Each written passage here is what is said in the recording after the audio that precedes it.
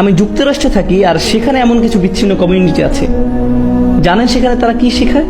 তারা শেখায় সকল অমুসলিম হলো কুফফার, তারা অপবিত্র, তারা খারাপ লোক, তাদের সাথে সম্পর্ক রেখো না। তুমি যদি তাদের সাথে সম্পর্ক রাখো, তাদের বন্ধু হও, যদি তাদের সাথে ভালোভাবে কথা বলো, যদি তাদের সাথে ব্যবসা করো, তাহলে তারা তোমার জন্য ফিতনা, তারা তোমাকে দিন থেকে দূরে সরিয়ে দিবে এবং তারা তোমাকে কাফির বানিয়ে ফেলবে। তাই তাদের থেকে দূরে থাকো।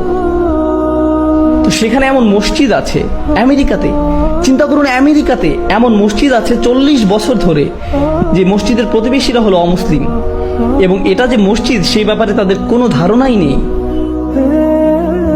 কারণ সেই মসজিদের লোকেরা বলতো এরা ফিতনা, এরা কুফার।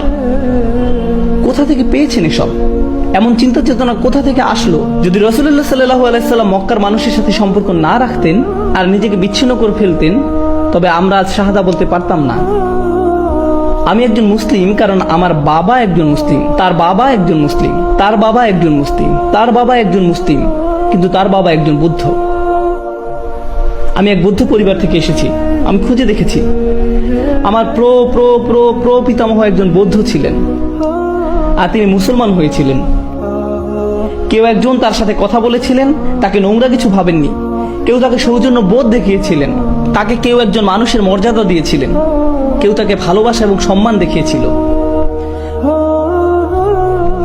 এখানে হোটেলে আমি এলিভেটরে ছিলাম, আর এক ছেলে, কি যেন নাম তার,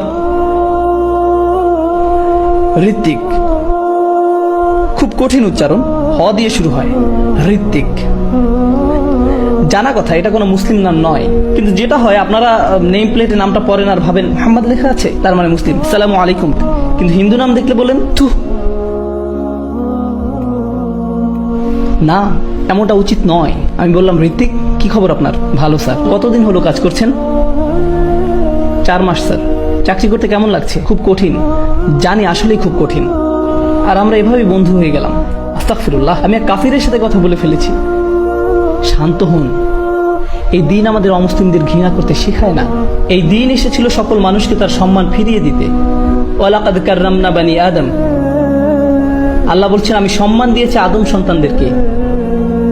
আমি আবারও বলছি, আল্লাহ কাদের সম্মান দিয়েছেন? আদম সন্তানকে। আদম সন্তানকে। তার মানে আদম আলাইহিস সালামের প্রত্যেক সন্তানকে সম্মান দেওয়া হয়েছে। কে দিয়েছেন এই সম্মান? আল্লাহ। আপনি তাদের অসম্মান করার কে?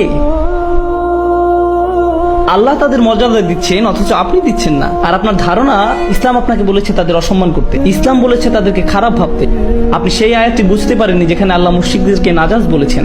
আয়াতটি কোথায় আছে, কখন বলা হয়েছে, কোন সূরায় বলা হয়েছে, কিসের প্রেক্ষিতে বলা হয়েছে, কিভাবে এর প্রয়োগ করতে হবে, আমরা এইসব কিছুই জানতে চাই না, কারণ আমরা শুধু উপরে উপরে দেখেই খুশি। গভীরভাবে এ নিয়ে ভাবতে চাই না কেউ। আমাদের এত সময় নেই। এগুলো সবই প্রজ্ঞার বিপরীত।